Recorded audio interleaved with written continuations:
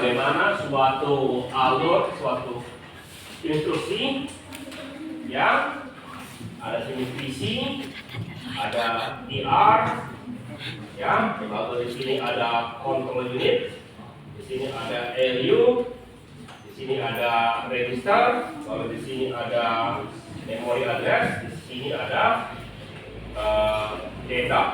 Ya, jadi PC counter menunjukkan instruksi mana yang bakal diambil. Lalu memori akan mengirimkan instruksi R, baru control unit akan menerjemahkan itu, baru control unit akan berinteraksi dengan ALU register. Ya, itu kalau tipenya aritmatik biasa. Oke, masuk satu video itu ya. Ya, nah. Kalau kita bicara dengan ambil data dari memori atau perintah LWSW, maka data kalau PC counter ya ngambil PTR, tapi di ALU maka itu diteruskan ke memory address. Memory address baru dia bentukan ke sini, baru data dilempar ke ini, baru bisa ke sini, biasanya masuk ke register. Oke, atau sebaliknya SW, tapi dia masukin dari register ke memory address, baru masuk ke memori. Oke, jadi kalau kita belajar langkah-langkah dan juga sudah dianimasikan bagaimana caranya itu terjadi. Oke, itu bisa ngerti? Ya. Oke. Next.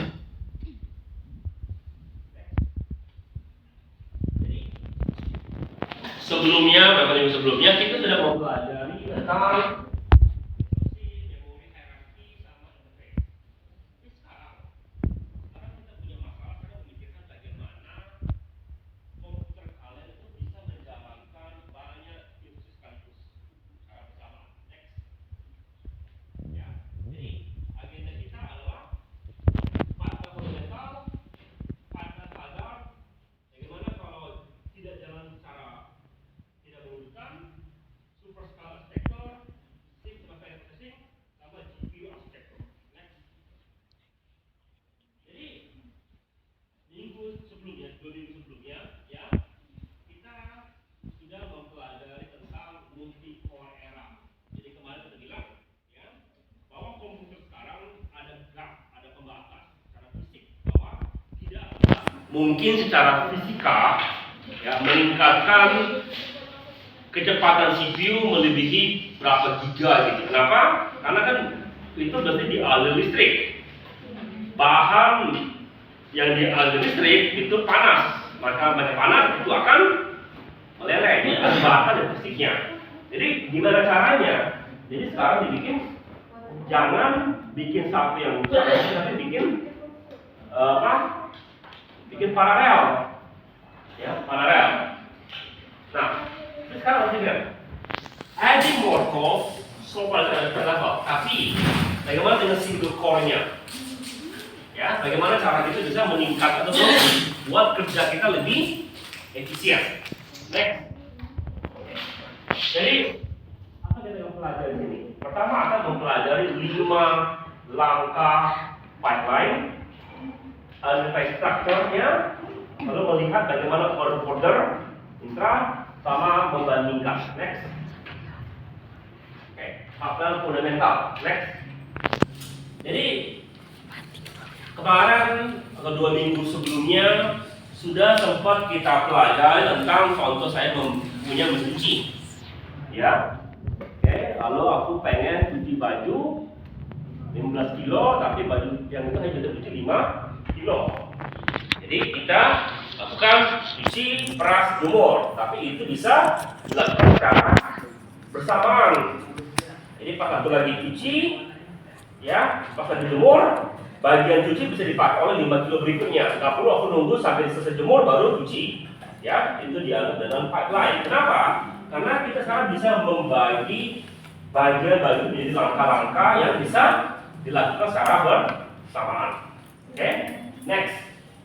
Ya. Jadi apa yang sama itu definisinya? Ya. Pipelining adalah implementasi teknik where multiple instructions are overlapped in execution. It exploits the fact that different stages of the cycle use different hardware units. The key insight: we don't make a single finish faster. We dramatically increase the overall throughput by processor by keeping the all hardware units busy simultaneously. Oke. Jadi paralelnya, kalau kemarin kita cuci baju satu bagian cuci 10 menit, per 10 menit, 10 menit, sekali jalan 30 menit, ya. Nah, kalau kita mau jumur 15 baju, atau jumur 15 kilo baju, maka itu sama dengan 3 kali 30, 90 menit. Waktu total, itu namanya total time. Tapi kalau kita lihat dengan kemarin dan secara rujuk itu, kita bisa lakukan secara bersamaan, itu siap dalam waktu 50 menit. Ya. Masalahnya untuk selesai mencuci 5 baju kita 30 menit kan? Ya, 30 menit. Kok bisa seperti gitu? Jadi kita tuh, jadi secara total time-nya tidak berubah, tetap butuh 90 menit. Tapi karena dilakukan secara bersamaan dan selesai lebih cepat, itu dalam sebagai response time. Response time-nya lebih cepat, ya, atau juga meningkatkan throughput. Oke, next. Ya, sekali lagi contoh dan cuci. Cuci, keringkan, ini malah ada dilipat, kalau jemur aja langsung gitu. Oke. Kenapa seperti ini? Karena di Amerika mereka mesin cuci yang pengeringnya langsung nggak perlu jemur. Ya, kalau lain cuci yang itu dia langsung kering gitu. Peras langsung kering, jadi tinggal lipat. Jadi gitu, ya. Jadi kalau ini untuk menyiapkan ini sama dengan 4 kali 100 sama dengan 400 menit. Oke. Tapi kalau kita lakukan secara paralel, makanya saya 190 menit. Kita 2 kali lebih cepat. Ya, nanti kita lihat contoh sekarang silikonnya next. Ya, nah sekarang kita lihat langkah-langkahnya. EF effects, ID adalah decode, execute, memory, write back. Next. Nah, langkah pertama adalah fetch. Kayaknya kemarin aku nyuruh kamu untuk video itu. Kayak kamu ngerti fetch. Fetch apa fetch itu? Fetch adalah PC counter nentuin instruksi mana mau diambil, dilempar ke ER, instruction register. Itu namanya fetch. Setelah masuk ke sini, PC nanti plus 4. Kenapa plus 4? Karena cara MIPS satu instruksi 32 bit. Sementara memori hanya disimpan 1 byte atau 8 bit. Jadi butuh 4 alamat memori untuk satu instruksi. Ngerti itu ya? Ya. Berikutnya decode. Apa decode? Setelah diambil oleh ER, malah setelah itu control unit akan menerjemahkan atau mengartikan instruksi yang ada di ER. Namanya decode. Oke? Ya, seperti kalau sudah lihat di video kemarin. Ya, next. Berikutnya adalah execute. Execute adalah di mana ALU bekerja. ALU bilang aku mau ngapain, mau tambah, mau kurang, mau kali lagi, pokoknya ALU kerja. Itu execute. Oke, itu langkah ke-3. Langkah ke-4 adalah memory access. Nah, ini biasa terjadi kalau kita menggunakan perintah LWSW, di mana kita perlu masukin data ke memori atau ngambil data daripada memori. Jadi kalau gitu, kalau nggak ada gimana? Ya itu dilewatin. Ya, write back adalah perintah di mana kita setelah lakukan ini tulis balik ke register. Jadi punya A sama dengan, jadi kalau kita lakukan perintah add R1, R2, R3, ya, maka kita ambil itu di baris 0, masuk ke ER, add R1, R2, R3. Kontrol ini menerjemahkan, ya, baru ALU ngambil R2, R3 ditambahkan Sekarang belum memori aksesnya, enggak lewatin. Ya. Sekarang habis itu dia tulis balik ke register. R2 tambah R3 simpen ke R1, maka dia tulis ke R1. Berarti itu? Nah, kalau LWSW gimana kalau LWSW? Jadi contohnya R1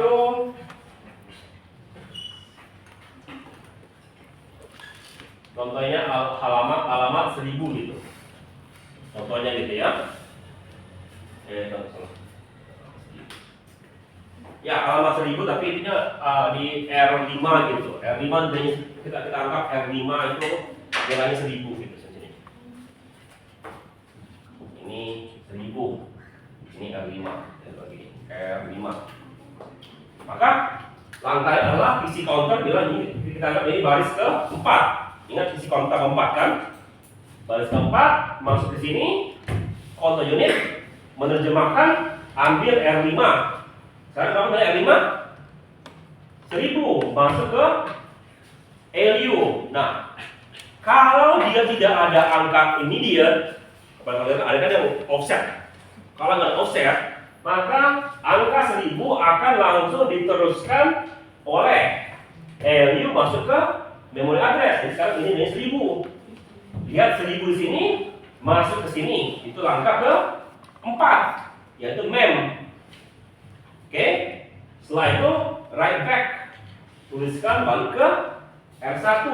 Jadi kalau sini tadi alamat 1000 sama dengan 5, maka sekarang R1 sama dengan nilainya adalah 5. Oke, itu adalah 5 langkahnya. Sampai sini apakah ada pertanyaan enggak? Jadi yang aku anggap video itu memperkenalkan MIPS. Selama ini kalian bermain dengan ya MIPS sedikit sama X86. Oke. Sekarang ada pertanyaan enggak?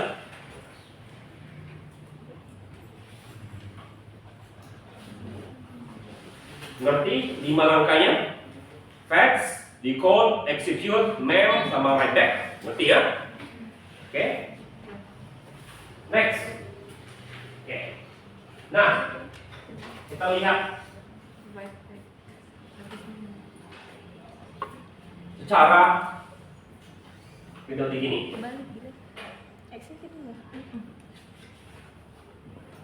Pertama adalah yes.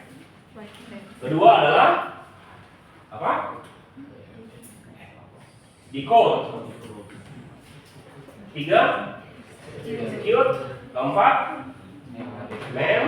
Baru adalah write back. Oke? Nah, jadi kita anggap ini seperti cuci, keras, jemur gitu contohnya. Artinya sekarang ketika lagi decode, dia bisa mem-fetch. Ya.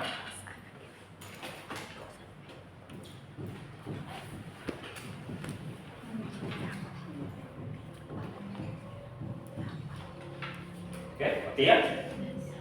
Ya. Jadi kalau kita anggap 1 sama dengan 10 satuan,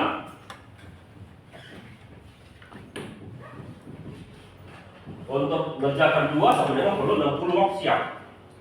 Oke?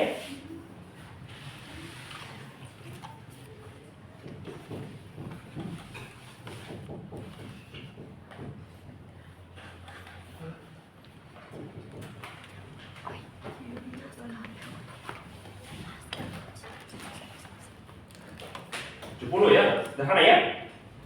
Oke, pertanyaannya adalah kalau aku tidak menggunakan pipeline, berapa total time-nya? 50 kali 3, 150. Oke, berapa respons time-nya kalau tidak pipeline? Tetap 150. Oke, sekarang dengan pipeline, berapa total yang dibutuhkan? Tetap 150 karena tetap aja butuh ini butuhkan jadi 50 tambah 50 tambah 50 tetap 150. Berapa respons time-nya? Baru 70. Jadi baru berapa kali lebih cepat? 150 bagi 70 berapa? 2 koma gitu ya. Oke. Sekarang Kita bikin 4 sekarang dia.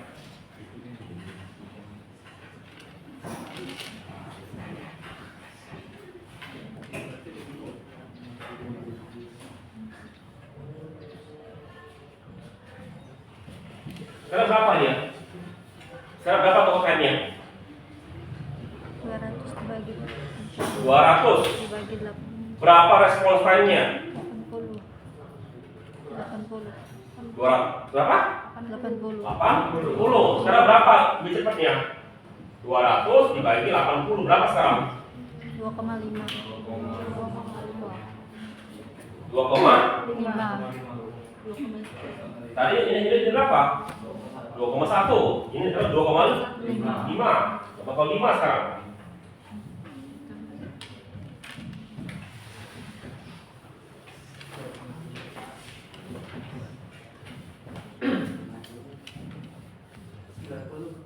Berapa sekarang? 50. Berapa? 200. Respon totalnya sebenarnya 250. Berapa ininya? 90. Berapa sekarang? 2,7. 2,7. Makin lama kok makin naik, ya kan? Jadi dibilang kalau jumlah instruksi makin lama makin banyak, maka lama-lama n itu akan mendekati 5. Ya, artinya dia akan 5 kali lebih cepat daripada total time. Kebayang gitu? Ya? Ya? Saya ngerti ya? Perhatikan, mendekati. Tidak pernah sampai ke 5, mendekati. Oke? Oke? Oke, ngerti ya? Jadi berapa maksimal kalau dia 5? Iya, ya 5 kali. Makanya banyak kalau kamu lihat Intel itu bisa sampai 20 kali dia dipakainya. Artinya dia 20 kali bisa sampai 20 kali lebih cepat, itu optimalnya. Oke, ngerti ya? Nah, sekarang kita anggap ini adalah ini perintah F di sini, perintah LW di sini. Kalau ini perintah yang baris ke-8. Jadi ini baris 0, ini baris 4, ini baris 8, ini baris 12 ya. Ya. Yang ngerti ya, ngerti maksudnya ya? Ya. Oke. Next. Sekarang kita lihat hazardnya. Next. Hazard ada 3 macam. Struktural, data hazard, sama kontrol. Apa itu hazard? Hazard adalah tidak lewat, tidak bisa lewat, tidak bisa jalan, dibatasi. Jadi, kenapa dibatasi? Bisa karena struktural, bisa karena data, bisa juga karena kontrol. Kita yang paling sederhana dua ini dijelaskan. Oke, next. Jadi apa itu struktural hazard? Oke, sekali lagi video tadi kan. Jadi ini ngapain ini? Ini ngambil data dari memori ya.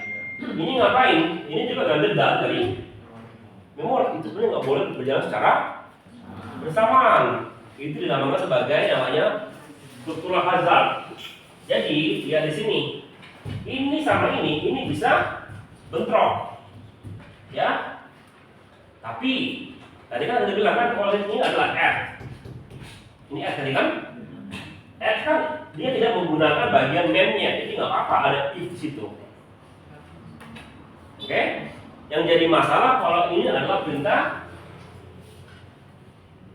LW di sini, ya. Di sini ada if, di sini ada mem, ini bisa bentrok. Jadi gimana? Ada yang mesti ngalah, ada yang bilang oke, kamu silakan jalan dulu gitu contohnya gitu. Ya, berarti itu. Tapi sekarang komputer-komputer sekarang, ya modern, struktural hazard itu dianggap bukan lagi hazard. Kenapa? Karena ya CPU punya hardware tambahan, makanya kita punya L1, L2, L3 gitu ininya, ya. Jadi sehingga itu if sama mem bisa jalan secara bersamaan. Oke, jadi kita tidak lagi peduli bagian itu. Oke, tapi kalau dulu ya peduli. Kalau sekarang enggak. Next. Lalu data hazard. Gimana data hazard? Data hazard mengatakan bahwa kita masuk dulu ke sifat daripada menjalankan suatu bahasa pemrograman. Sudah belajar pemrograman belum? Sudah, kayaknya kita baris sifat jalan satu itu baris.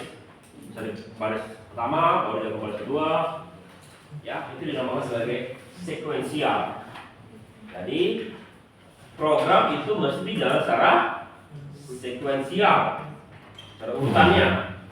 Yang kedua, program itu mesti jalan secara otomatik. Siapa otomatik? Otomatik bilang program satu jalan dan mesti selesai sebelum program dua jalan. Tapi masuk akal nggak itu? Jawabannya masuk akal. Secara teori maunya begitu. Tapi kalau kita bilang begitu, kita tidak bisa menjalankan secara pipeline. Kita bilang begini kan, ini nggak boleh jalan sebelum ini siap jalan, ya kan? Tapi masalahnya, gara-gara kita bilang oke lah, kita tidak akan lakukan otomatik. Ya, akibatnya apa? Contoh begini, contohnya ini baris pertama, ini baris kedua, kalian. Oke? Sekarang lihat T1, T2 simpen di T0. Oke? Baru T3 sampai T0 sampai T4. Sekarang masalahnya T0 dapat kapan T0-nya? Ingat, dia masih tulis balik ke register di sini. Ya? Setelah WB. Sementara kita mau execute di sini, execute-nya. Artinya nilai daripada T0 belum ada. Artinya kita dapat T0 yang lama, yang belum diperbarui. Kita nggak tahu seperti gitu. Oke, jadi gimana caranya? Coba juga tunggu bisa, atau dengan hardware baru kita sekarang punya namanya sistem next data forwarding. Kalau dulu dia stall, tunggu, namanya stall. Kalau sekarang data forwarding. Kenapa data forwarding? Jadi ini kan sudah di-execute tadi kan? Tadi kan T1, T2 sudah di-execute, cuma belum ditulis balik ke T0 kan? Tapi sudah dapat datanya. Maka kita punya hardware baru. Hardware baru ini terjalan. Tapi juga data sebagiannya akan dikirim ke bawahnya itu. Itu dinamakan sebagai data forwarding. Jadi sekali lagi kita tambah dengan hardware baru agar bisa tetap pipeline jalan dengan baik. Oke, seperti itu. Ya. Oke, jadi dengan dua hazard kita sudah ketemu dua hazard. Sudah kita bilang cara paling sederhana adalah stall, tunggu. Tapi cara kedua kita bikin hardware. Kalau untuk yang struktural jelas ada memorinya kan ada satu atau dua charge. Oke gitu ya. Kalau yang ini kita punya hardware yang bisa namanya data forwarding. Jadi dari execute langsung dilempar ke execute yang di bawahnya tanpa tunggu yang write back. Write back terjalan write back-nya, tapi hasilnya sudah bisa dipakai sebelum ditulis ke register. Oke? Dua itu. Oke, sampai sini apakah ada pertanyaan? Karena setelah ini baru pusing. Kalau proses tadi kita bilang apa kan? Tambah hardware, ini jelas sudah beres hazardnya. Oke, next. Sekarang kita mau tambah hardware. Yang berikutnya adalah branching control. Oke, karena gimana ini? Maksudnya apa? Nah, Kemarin di video kemarin kawan sudah mempelajari program if then else. Kita menggunakan program atau perintah BEQ BNI, ya kan? Sudah belum? Sudah ya? BEQ BNI. Dia ngapain? Dia itu lompat ke baris program yang lain. Ya, ngerti dia? Ngerti kan? Jadi kalau ada masalahnya, dia ini. Kita sudah menjalankan sampai baris ke 12. Nah, bayangkan kalau di baris 4 itu BNI BEQ. Benar ya? Di baris keempat bilang kalau dia true, lompat ke baris 40. Akibatnya ketika ini siap, ini kita sudah memasukin baris ke-8, baris ke-12, baris ke-16, dan sebagian sudah dijalankan. Jadi belum siap kan? Dan langsung kita lompat ke baris 40 yang dimana belum dimasukkan tersebut. Jadi yang ini masih dihapus, nilainya dimasukin baris program yang baru. Ya, itu adalah akibat daripada branching, yang lompat. Ngerti itu? Bayang? Ya, karena mestinya kita kan siap. Oke, kita juga jalan ke baris ke-8, ke-12, ke-16. Jadi ketika kita selesai di sini, dibilang lompat ke baris 40 contohnya. Tapi masalahnya ini sudah hampir selesai, ini sudah hampir selesai. Ini baru dimasukin, ini baru dimasukin. Sekarang lompat ke baris 40, ini mesti yang di bawah ini dihapus semua, masukin data yang baru. Oke? Ya. Next. Nah, sekarang bagaimana caranya kita mengatasi itu? Yang pertama, yang pertama adalah biarkan, dia stalling. Tapi sekarang dilempar ke programmer. Kalau bagusnya, contohnya kamu bikin program if then else, maka kita bikin program if then else itu yang berurutan itu yang paling sering terjadi.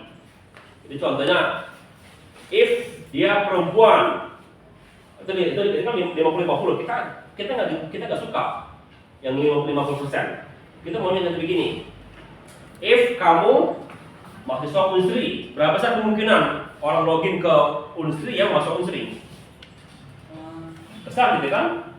Ya, maka dengan begitu dia jarang lompat, ya kan?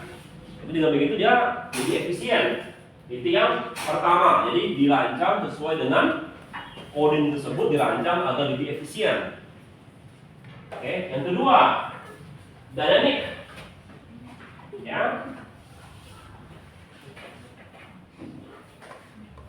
Kalau looping, tahu looping gitu ya. Kalau looping ya sudah, yang di bawah gini, dia dari sini langsung ambil yang apa, dia sudah ingat urutannya gitu. Ya, itu namanya sebagai buffering. Kalau kamu sudah mengulang gitu, kemungkinan kamu bakal mengulang lagi, ya kan? Yang ketiga, mesti kamu perhatikan.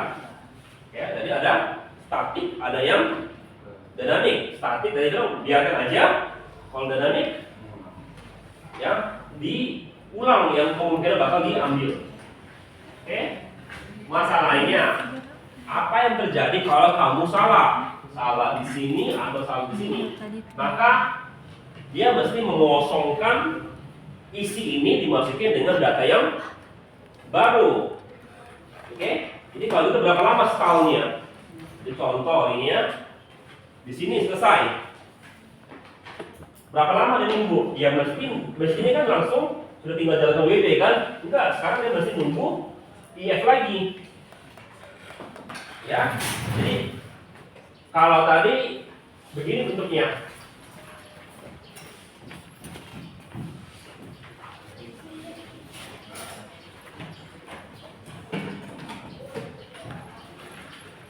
Lalu dia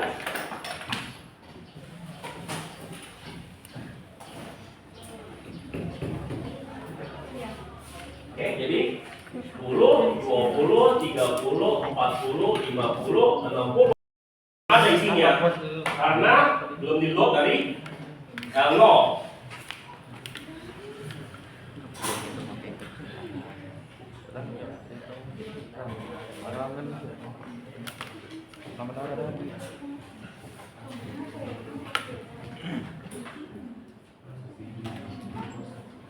Oke. Jadi masalahnya di sini kita sudah if ID, nah execute nggak bisa. Jadi kalau begitu dia apa tunggunya sih tunggunya. Kalau tadi tanpa forwarding, jadi execute map WD. Di belakang lagi 10, 20, 30, 40, 50, 60, 70, 80, 10. Oke? Gimana kalau data forwarding? Data forwarding, ya, kita tunggu dengan tunggunya. Kita sekarang tunggunya bukan setelah execute. Ingat, ini perlu ngambil data. Jadi paling cepat dia di sini bisa baru di sini ya. Ya, dari sini ke execute. Ya, baru mem, baru apa? BB. Jadi udah 70, tadi 80, sekarang jadi 70. Jadi tunggu forwarding lebih hemat satu clock. Ya, ini gimana kalau ini? Ini perlu nggak? Di sini, ini perlu nunggu nggak? Nggak perlu nunggu. Jadi, if, ya, ID, di sini dia kena hazard. Ada structural, execute, nggak boleh kan? Maka nyambung ke sini dia execute, mem, BB. Nanti bahkan lanjut ke bawah. Oke, bayang itu? Ya. Kalau add, masalah nggak? Nggak. Perlu juga. Add nggak masalah. Ya. Ini nggak masalah. Ya. Ini nggak masalah. Jadi cuma sekali kena hazardnya itu. Oke, yang lainnya akan kena hazard daripada yang ini nih. Ini semua bakal kena semua sininya. Nongkrong gitu dia. Jadi dia akan terlambat satu clock. Ya, satu ini dari kalau menggunakan forwarding. Kalau enggak ya pasti tunggu sampai sudah semua. Jadi dia kalau ini tunggunya 2, kalau ini tunggunya 1 clock. Oke, bisa ngerti itu? Bayang. Tolong digambarkan lalu tuliskan. Coba balik ini ke kemajuan kita sebelumnya.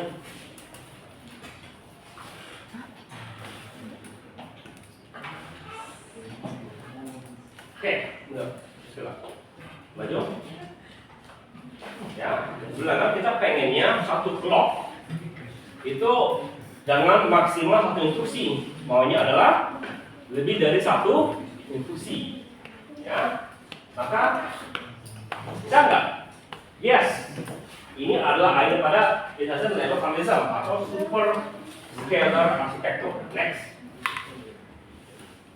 Apa itu misalnya kata ini?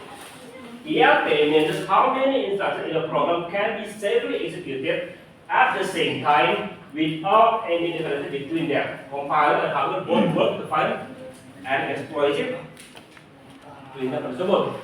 Nah, tadi kalau kamu lihat contoh program tadi, ya, kalau kamu punya 2 core, ini kan kita punya satu core.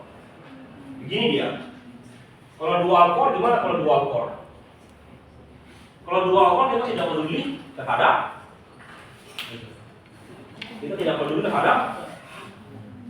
apa namanya?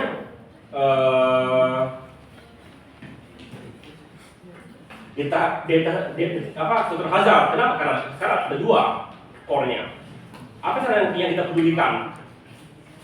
Yang kita sekarang pedulikan adalah lebih ke Balik lagi kita ini, balik ke prong tadi. Yang benar, yang tadi, saya. Lagi. Saya. Oke, lagi maju. Nah, tadi ini. Ini sama ini nyambung. Ya kan? Betul. Ini sama ini? Enggak. Ini bisa jalan secara sendiri atau paralel juga. Ini jalannya nggak masalah. Ini jalan nggak masalah. Ini diubah urutannya, lakukan ini juga nggak masalah karena ini independen daripada deduksi. Ya, apalagi ke jadi dengan begitu kita bisa menjalankan dalam satu clock 2 core. Artinya kalau dalam pipeline juga artinya sekarang satu clock bisa sampai 2 instruksi. Ya, seperti gini, A, B tambah C, D sama dengan A kali 2. Ini nggak bisa, dia dependent. Ini kan, ini gimana kalau ini? Enggak, ini nggak dependent. Ini bisa jalan di core 1, ini jalan di core 2. Ya, jadi kalau kamu punya 2 LU, karena kamu punya 2 core, itu jalan langsung dua-dua. Ya, itu adalah namanya ILP. Next. Ya, jadi sekarang apa itu super scale architecture? Super scale processor dynamically issues multiple dependent instructions to multiple units in the clock. Instead of single and highway, dia bisa jalan sampai 4 sampai 8 expressway. Dengan begitu dia akan jauh lebih cepat lagi. Itulah inti atau core utama dari cara kerja Intel Core yang sekarang sampai dual core, AMD Ryzen, Apple M series, Qualcomm, Snapdragon dan lain-lain. Ini adalah standar yang dirancang dari tahun 1990. Next. Jadi dulu itu kalau kamu mau pakai dual core, bisa nggak? Bisa. Gimana? Ya punya 2 CPU. Dulu ada motherboardnya untuk pasang 2 CPU. Kalau sekarang ngapain 2 CPU kalau satu CPU sudah ada 2 core? Oke? Nah, sekarang apa itu in order sama manusia? In order, tadi kan jalankan baris 1, baru baris 2, baris 3. Kalau ini order, karena baris 1 sama baris 2 tidak berhubungan, jalankan baris 1 sama baris 2 secara bersamaan. Besok jalankan baris, kalau nyambung bisa jalankan baris 5. Berikan untuk jadi kan tidak ada 1 untuk 2 jalan, 1 mesti selesai. Ya, maka kalau begitu sambil nunggu 1 selesai, jalankan baris 3. Ya kan? Setelah baru siap baru jalan baris 2. Ini 1, ya 3 jalan 4. Begitu. Kalau dia perlu nunggu. Jadi kalau begitu nggak perlu saling tunggu, cukup jalankan aja kemana yang dibutuhkan. Jadi kalau yang tunggu ya jangan satu core gitu. Ya, ini juga salah satu yang dipakai di komputer maksimal sekarang ini untuk Intel Core sama AMD Ryzen. Next. Oke. Untuk itu kita perlu suatu scheduling. Siapa schedulingnya? Dia adalah reduction station atau code windows. Is holding area content wait until their input data is ready. As soon as ini available, fire. Jadi kan, coba mundur lagi. Kita ini. Ini kan dianggap ini nunggu ini kan. Nah kita anggap mungkin ini bisa jalan sendiri gitu ya. Jadi oke lah, ini jalan. Oke. Sekarang kenapa nggak jalan ini? Karena ini nunggu. Nah ketika ini siap, ini langsung jalan. Begitu. Jadi sudah disimpan di temporary di suatu scheduling gitu. Oke, next. Oke. Ya. Jadi sini fetch, issue RS, jalankan instruksi, ambil yang berikutnya. Next. Ya. Jadi kita lihat false dependency. Oke. Lihat ini. Add T0, T1, T2. Ya. T0 akan ditimpa oleh T1 sama T2. Oke. Lalu perintah berikutnya nih, T3, T0, T4. Kalau ini jelas kan? Ini nunggu yang siap jalan kan? Oke. Lalu yang perintah ini, ya, multiply T0, ya, ini konflik. Oke.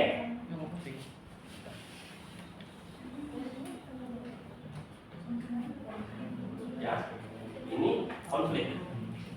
Ya. Nah,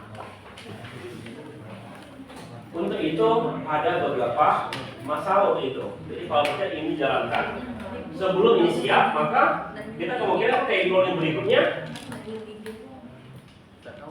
berubah kan? Ini kita cerak T1 sama T2. Kita mau satu ini dimasukin ke sini. Tapi kalau ini belum siap, sudah dijalankan ini, maka sekarang nilai T0 adalah T5 kali T6. Sekarang sudah berubah T0-nya. Kita nggak tahu seperti itu. Maka ada namanya WAW sama WAR. WAW adalah right after right. Two instructions tidak bisa register. Ya, maka mesti dijaga urutannya. Oke, right after read, itu nanti we write before you file. Jadi kalau gini, gimana? Dia tulis setelah baca. Nah, ini kemungkinan bisa diatur ulang urutannya. Oke, next. Dari ini. Jadi di video yang sambungannya, kalau kamu mau menonton, ini kalau kamu bukan orang informatika, aku nggak kapal memotong, tapi ada sambungannya playlist tersebut. Itu akan dijelaskan. Tadi ada T0, T1, T2. Kamu tahu nggak maksudnya apa? Tadi kayaknya pakai R1. T0, T1, T2 itu penamaan daripada beberapa R1, R2, R3 gitu. Itu jadi berita baru karena juga ada S1, S2 karena juga register kita tidak ada 32 kan? Tapi ada juga ini register, ini register, ini register, ini register. Sisa berapa? 32 kurang 4 28 dan seterusnya. Makanya nggak bisa dipakai penuh, makanya dibeli nama-nama baru gitu. Oke?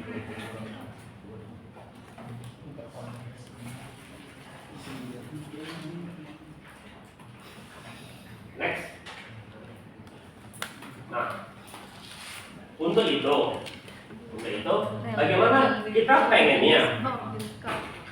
Kita pengennya dia itu jalan secepat mungkin selesai.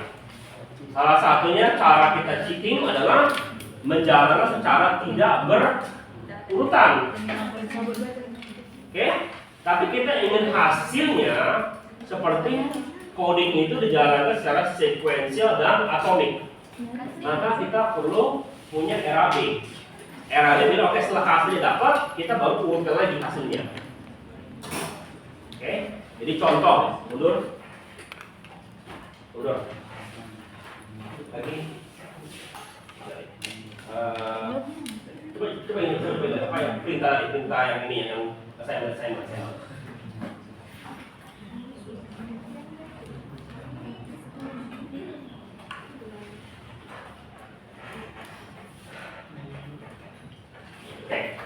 saya lagi. Nah, tadi nih. Andai kata kita jalankan 6, baru 5, baru 4 gitu. Ya itu disimpan hasilnya. Tapi setelah kita keluarkan dituliskan 4, 5, dan 6. Begitu keluarkannya. Hasil keluarkan. Ya, cara berurutan. Walaupun kita menjalankan secara tidak berurutan. Jadi setelah dapat disimpan dulu, baru kita urutkan ulang. Oke, pernah main game apa gitu ya, kita mesti urutkan dulu gitu kan, selesai dulu baru kita urutkan lagi kan, pada gitu ya. Ya, balik ke pelajaran awal tadi.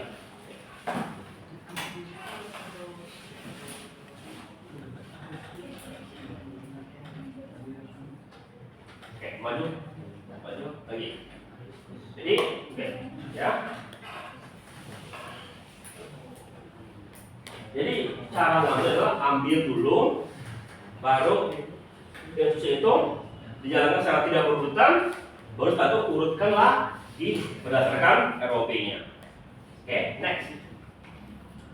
Sekarang kita lihat apa itu SIMD sama vector processing. Kita mulai masuk ke komputer modern. Next. Oke, beyond ERP. Program baru. Superscalar sama OO itu menjalankan instruksi secara paralel. Ya, tapi sekarang ada kata kita bilang begini, aku maunya semua NIM kamu tambahkan 1. Berapa NIM kamu? Ujungnya? Ujungnya satu. Berapa? 1 10 tambah 1? 1 Iya, sama kan?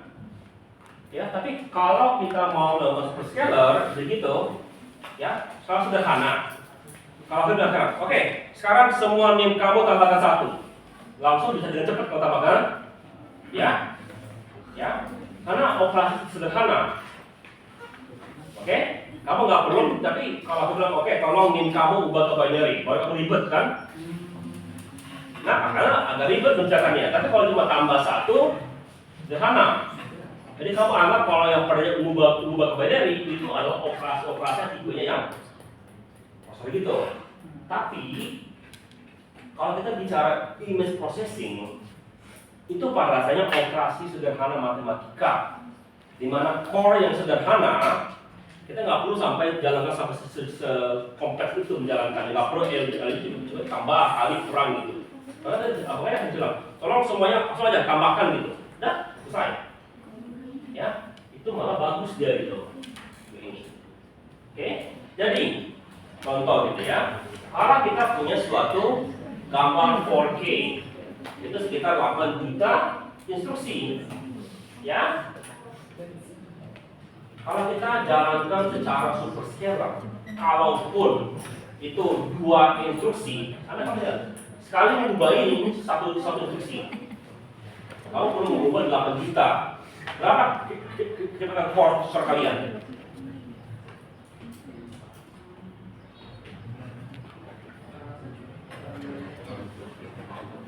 Sekitar anggaplah 3 giga, anggaplah 4 giga. 4 giga ya, sama dengan 10 pangkat min 9. Artinya kalau kita menjalankan ini, ya, ini sekitar 2 mikrodetik. 10 pangkat min 3, apa 2 kali 10 pangkat min 3 sekali gitu. Ya, kita itu lambat itu. Oke. Dulu begitu. Karena dia kan dulu gambar-gambar begini ya. Ubahnya pixel. Gitu bentuknya. Bisa dilihat perubahannya. Kenapa? Karena komputer dulu lebih lambat lagi kerjanya. Oke, next. Jadi untuk itu, ya, kalau kita melakukan yang sederhana, ya, ini satu clock. Tapi kalau begini, A1, A2, A3, A4 tambahkan dengan B1 sama dengan, ya, ini bisa dilakukan secara langsung. Ya, ini satu clock. Kalau kamu punya 4 ALU atau 4 core, ya. Jadi lagi ini, 4K example 8 ALU, ya, menggunakan ini prosesor AMD untuk server yang punya 16 ini, ya, maka dia bisa 16 kali lebih cepat. Next. Jadi lihat beberapa perbandingannya. Ya. Intel AMD 24 register, use for apa dipakai komputer ini? Untuk scientific computer video sama cryptography. Ya. ARM Neon sama SPE. Use pelihara HP Qualcomm Data Series. SPE ini. Jadi perhatikan perbedaannya. APX itu di Intel AMD, SPE digunakan di Oke. Di mana kamu gunakan? Untuk video encoding. Karena video adalah pixel, perkalian pixel. Ada matriks cepat. Kamu juga audio, cryptography, every time kamu menggunakan ini, kamu menggunakan SIMD. Next. Sekarang GPU arsitektur. Jadi scene scale, scene itu bagus kalau core kamu bukan cuma 1, 2, 3, 4, tapi ribuan. Ya, ribuan core-nya. Ya, ini adalah dasar kenapa grafik card itu jadi mahal. Kenapa? Karena juga dipakai oleh AI, karena AI itu kerjanya ada sedikit kerjaannya. Next. Ya. SIM biasa itu adalah 8 sampai 16 Helio. Kalaupun kita punya ya masih lambat. Tapi kalau GPU ini dirancang untuk data paralel. Next. Jadi lihat CPU design. CPU core 8 sampai 32, complex core, thousands of simple core, cas besar, kecil, cas mereka. Kontrol kompleks OO-nya itu. Ada kodenya bisa dibilang aku mau jalankan A, B, C, D gitu ya. Dia bisa tidak berurutan. Ini enggak. Ini bisa secara bersamaan. Ini sekuensial. Ini simulasi ya, sequential core OS. Grafik AI. Memori adalah paling besar itu DDR5 100 GB. Sementara ini DDR6 sampai 1000 GB per detik. Next. Ya, jadi pada dasarnya ya, kita itu maunya membuat throughput. Ya, CPU pada dasarnya jauh lebih cepat daripada graphic card. Tapi itu sama seperti ngebandingkan. Sepertinya aku pengen kayak gitu. Kalau aku mau bawa kalian semua dari sini ke Palembang, mana lebih cepat? Bawa pakai mobil atau pakai bus? Mobil lebih cepat. Kalau per orang, satu orang gitu ya, lebih cepat. Jadi pada dasarnya di sini lihat, di sininya dia cepat. Tapi kalau secara banyak, enggak. Aku pengen angkat langsung 50 orang, itu satu bus kan? Sementara kalau mobil, berapa mobil? Itu nggak gitu kira-kira. Kalau kita hanya punya satu mobil, jadi kita masih modal mandir kan? Ya. Ya. Jadi GPU sepertinya menyembunyikan latensi dengan tukar switch dengan banyak. RTX 50 itu punya 82 teraflop untuk mengaplikasikan floating point 32 bit ya per detik. Teraflop artinya dalam 1 detik ya. Dia tera itu 10 pangkat 12 bisa lakukan 8 kali 10 pangkat 12 operasi per detik untuk pengerjaan floating point. Jauh lebih cepat kan daripada komputer hanya 3 kan? Tapi kamu mesti tanya berapa core satuannya? Core satuannya lebih sedikit. Ingat tadi kan ini bisa dibagi 1 core, 2 core gitu kan? Kalau core-nya hanya 16 ya maksimal 16 kali gitu ya. Ini ada ribuan yang bisa ribuan kali. Tapi dia ini lebih lambat untuk satu kali kerja gitu. Karena banyak, ya banyak. Next, ya. Kalau kita bandingkan mobil biasa bagi Ferrari dengan bus, karena bus akan ngalahin mobil Ferrari kalau yang diangkat banyak. Pasti dia karena lebih cepat. Ya. Next. Okay.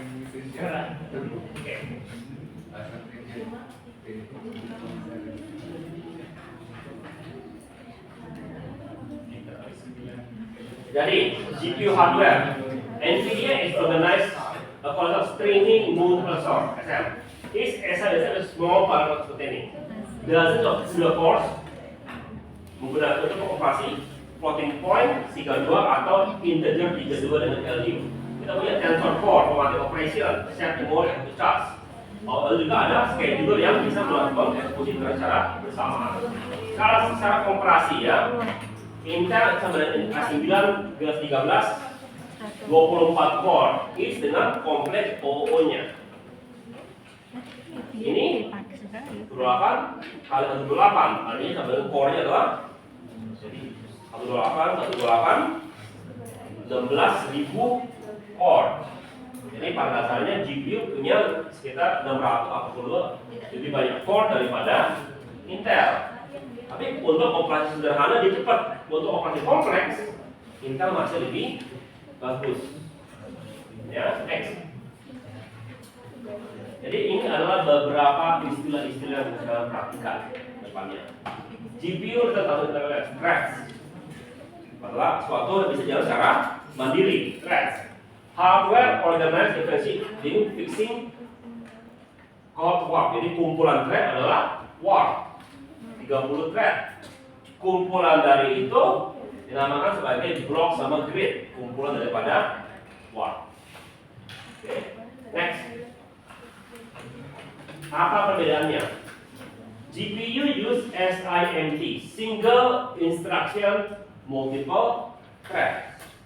More fleksibel ya. In strict CPU dia menggunakan SIMD, satu lainnya mesti jalan operasi yang jadi bisa wasted. SIMD bisa allow target individuals within the world to have their own program, counter and register.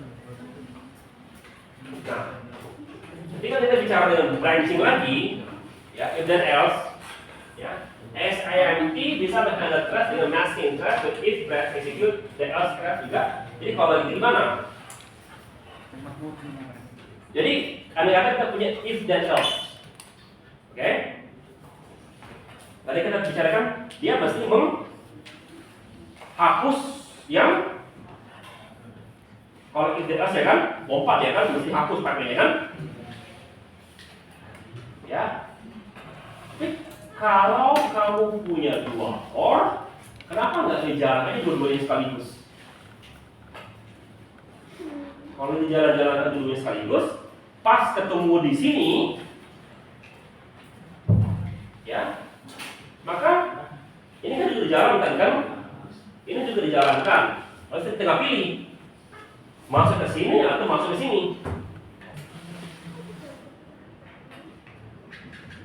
Kalau dia benar ya jalan terus sudah aman. Di sini ya papan ini dibuang, jalankan lagi berikutnya gitu. Ya dengan begitu dia lebih efisien. Tapi dengan mengorbankan beberapa core untuk menjalankan sesuatu yang tidak akan berguna. Ya, apa kalau kalian beli asuransi? Ya, kapan berguna asuransi? Kalau terjadi kecelakaan sebut ya, ya, kemarin bapakku bilang, aduh aku beli asuransi untuk kalau pesawatku terlambat gitu ya, diganti sekian persen. Pas beli asuransi nggak terlambat, pas nggak beli terlambat, wah kecewa ya. Ya, ya. Oke, ya sudah. Bilang apa? Bilang kalau mau tuh ada sih peraturan dari pemerintah gitu, tapi agak repot. Kalau dari Traveloka itu kan sama Traveloka langsung diganti dulu. Apalagi dari Traveloka minta ke ini yang maskapainya. Maksudnya itu yang terjadi. Bukannya uang Traveloka yang masuk kita, uang maskapainya ditagih sama Traveloka. Jadi Traveloka yang minta uang dari maskapai. Kalau kita bisa aja minta ke maskapai, itu agak repot. Ya. Next. Ya. Jadi dengan 16.000 core jalan secara paralel, maka butuh data supply rate yang besar. Oke, maka RAM kalian kurang cepat, butuh yang lebih cepat lagi, yaitu DDR6, bisa sampai 1000 GB per detik, ya. Oke, atau contohnya adalah yang untuk AI.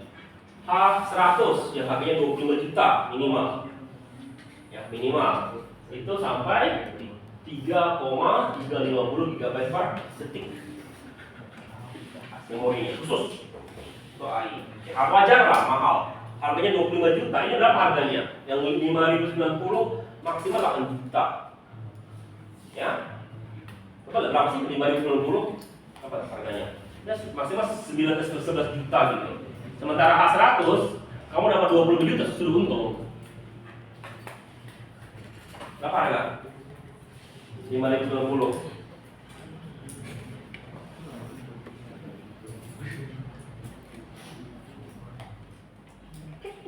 Berapa?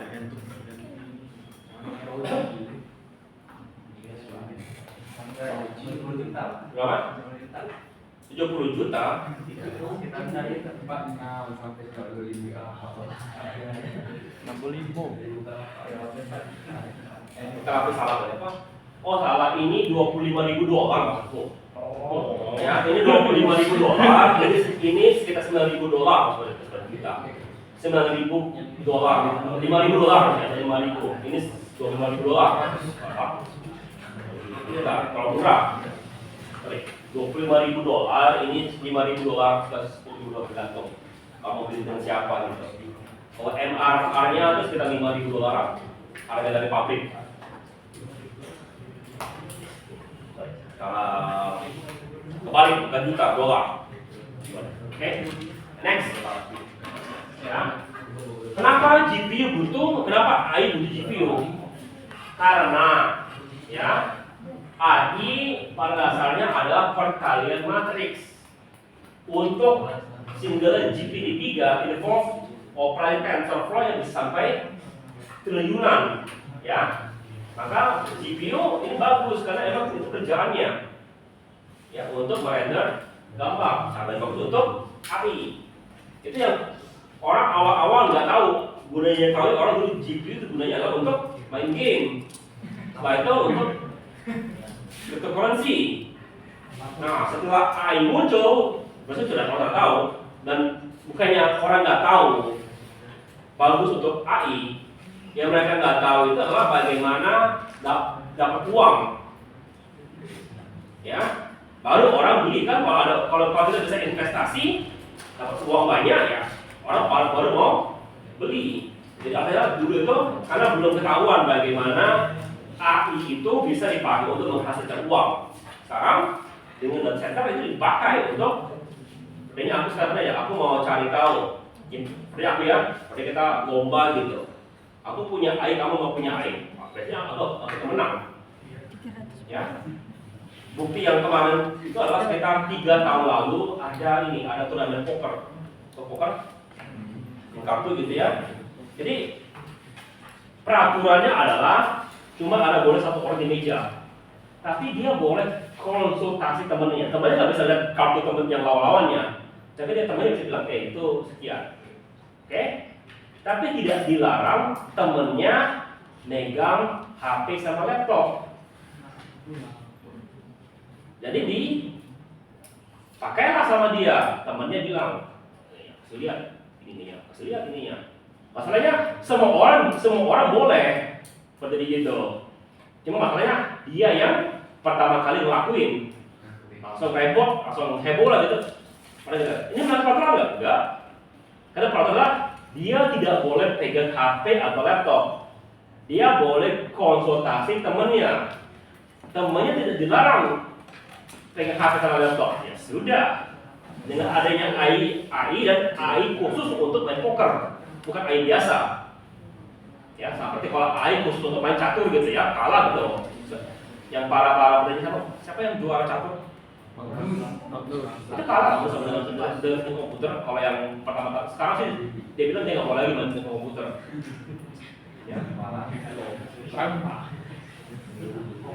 bukan dia, satu lagi sebelumnya ada yang juara itu. Kalau aku ada kutipannya kok. Hah? Mungkin dia kali yang bicara gitu ya. Ada yang bilang gitu. Jadi bukan yang komputer yang itu ini ya. Bukan komputer sekarang, dulu pas ini ya. Jadi kalau komputer sekarang sudah jauh lebih canggih lagi komputer sekarang. Ya. Oke. Saya akan tahu aja nih. Jadi kenapa baru ini? Karena sekarang bisa diuangkan, bisa jadi makanya orang pakai. Kalau dulu paling dulu sudah ada juga, AI sudah ada lama ada. Tapi dulu punya AI dipakai untuk coding gitu contohnya. Atau apa gitu, belum yang benar-benar menghasilkan uang. Jadi, ya, kenapa lah aku investasi gitu ya? Kenapa lah beli mobil bagus gitu? Kalau nggak menghasilkan uang, nanti mobil itu adalah hal yang paling merugikan begini kalau kamu nggak pakai. Ya, aku di Amerika nggak beli mobil, kenapa? Kalau beli mobil aku mesti beli asuransi. Paling benci beli asuransi. Kenapa? Karena kalau mobil itu nggak keluar, aku jangan kampus doang, jalan. Kampus pulang. Kampus jalan itu 5 menit. Naik mobil, udahlah, jalan kaki aja. Asuransi sekian, ya. Kalau gitu ngapain beli mobil? Kan? Dia bilang, oh nggak bayar, hanya bayar gas gitu kan? Gas pakai asuransi kenapa biasanya ini? Karena di Amerika wajib punya asuransi mobil tersebut.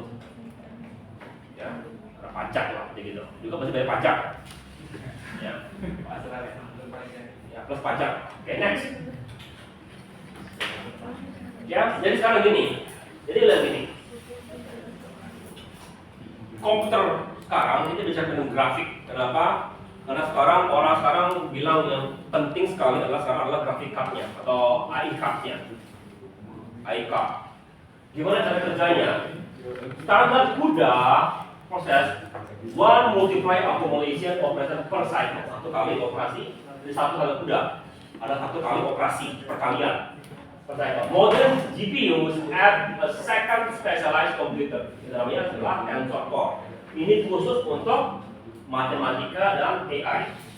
Lihat standar CUDA. Ini, ya, ini ada jalan secara satu operasi per cycle. Dengan Tensor Core, dia bisa menjalankan perkalian 4 kali 4 dalam satu cycle. Matris 4 kali 4, gimana perkaliannya? 1, 2, 3, 4, baru tambah jadi 8 kali. Ini sekali clock.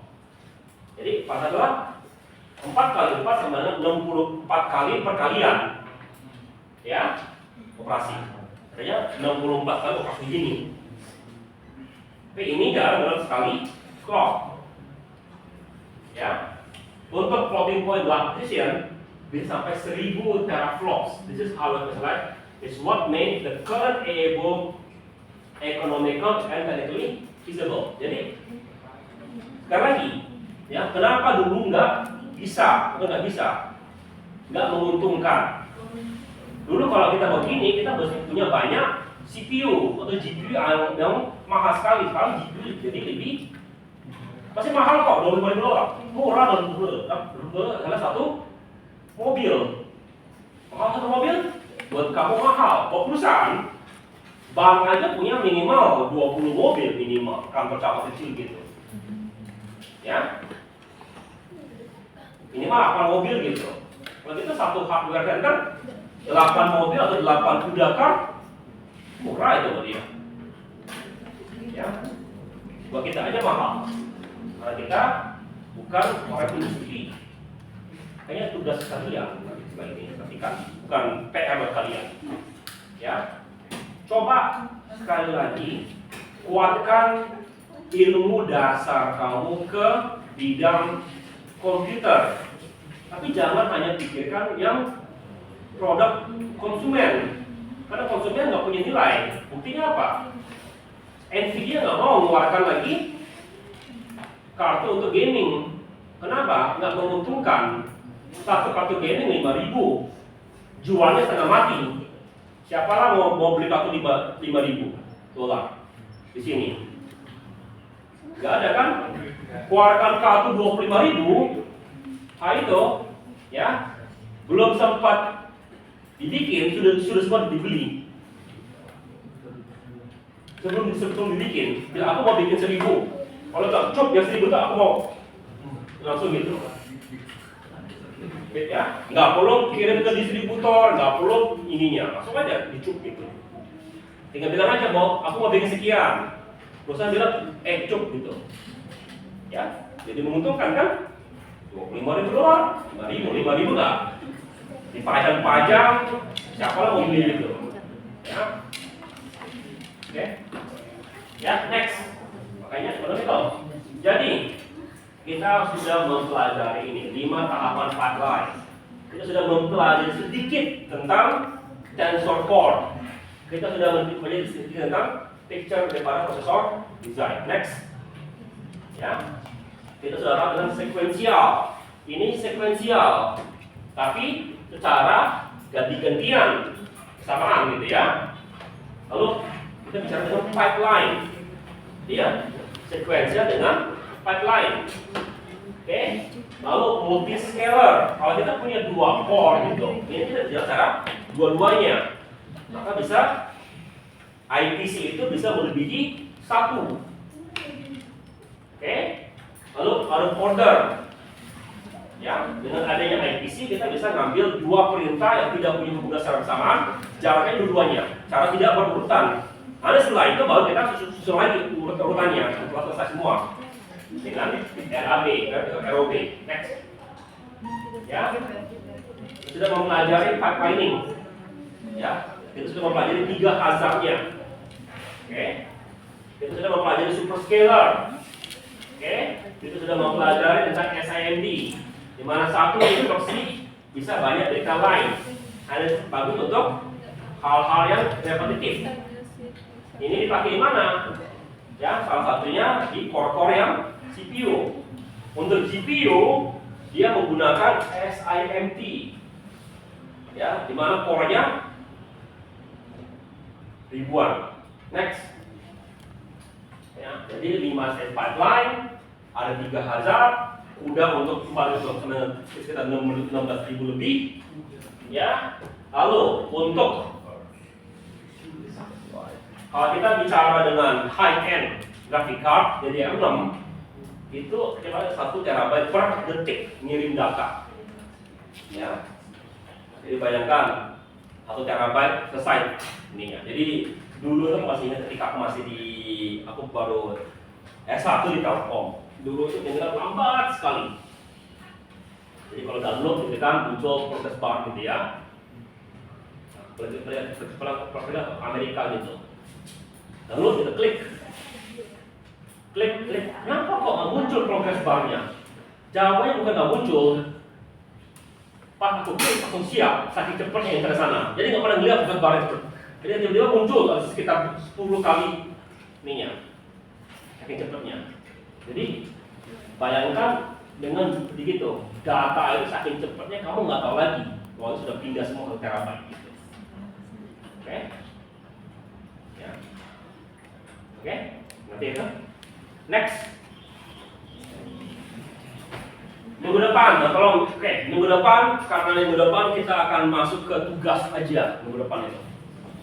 Ya, tugas aja yang mengulang mata kuliah ini dan sedikit mata kuliah ke depan yang berhubungan dengan bagian-bagian ini. OS tadi dari slide yang aku kasih tadi. Ya, tapi minggu depan ini tugas. Aku akan masuk sedikit tugas tapi akan kerjakan. Ya, oke. Next, baru tugas minggu ini. Tugas minggu ini ada 4. Ini sudah kita kerjakan. Ya, perbaiki tulisan lagi. Sekarang B, butuh hazard. C, kita perbandingan power description. 4, kita bandingkan GPU sama CPU tadi bikin untuk SCP. Next, ya ini ya. Ini tadi yang nomor A tadi. Ya. B coba lihat B-nya. Sekarang B coba lihat ini. Ya, skenario ini ada single memory CPU, ada 5 instruction. While nomor 2 menggunakan MEM, artinya dia menggunakan LW tadi. Ya, contohnya kita menggunakan LW. Kalau kita menggunakan LW tadi bilang apa? Artinya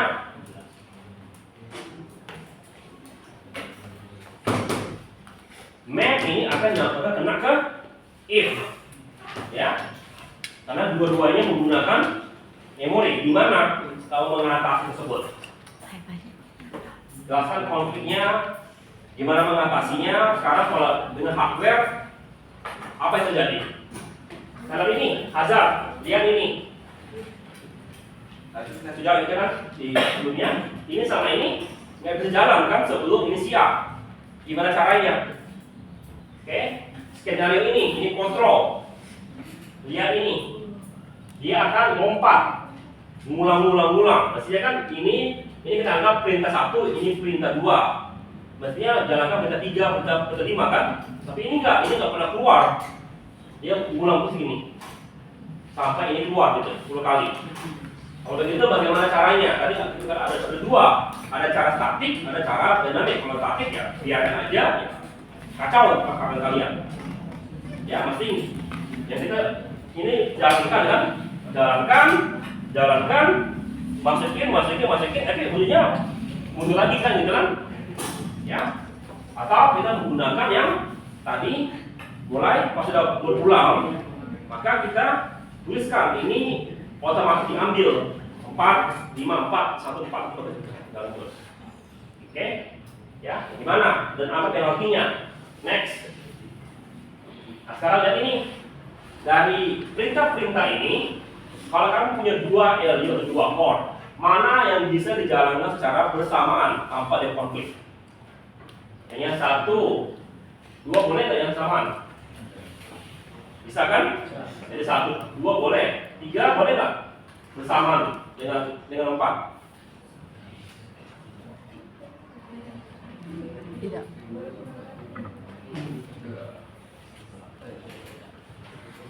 Jawabannya ini sama ini nggak bisa. Cuma 3. Kenapa nyambung sini kan? Ini bisa nggak sini? Ini ke sini? Enggak. Ya. Kita pikirkan mana yang boleh jalan secara bersamaan. Ya. Draw to dependency, mana yang dependency, atau gimana? Oke, next. Sekarang bikin suatu paragraf, itu 2 paragraf pendek, ya. The prompt. Kalau kamu mau membangun simulator facility system, mas, pergi cycle using pre-trained neural network and run the neural event related to aspect and sensor statistical. Your essay must recommend which mana yang jalan di CPU, A sama B ini mana yang jalan di CPU, ya, dan mana yang jalan di GPU. Lalu jelaskan dari segi latency, throughput optimasi, jumlah core, memory bandwidth, esensialnya kali ini. Jadi tolong kamu menjelaskan bagian-bagian ini dalam 1-2 paragraf kalian. Oke, saya ngerti itu? Ada pertanyaan? Oke, kalau nggak ada, kita akhiri pertemuan kita hari ini. Kita ketemu lagi minggu depan. Siapa yang mau ini? Siapa yang mau